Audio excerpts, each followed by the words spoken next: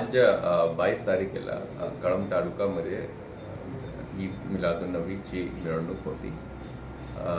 त्याच्यामध्ये डीजे वापरलेले गेले आहे।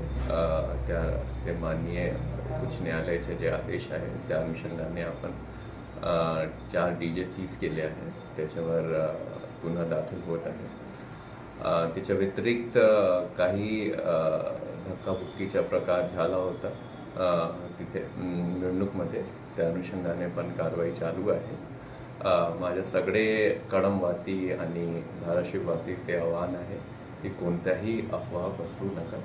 इथे सध्या शांतता सगळं चालू आहे।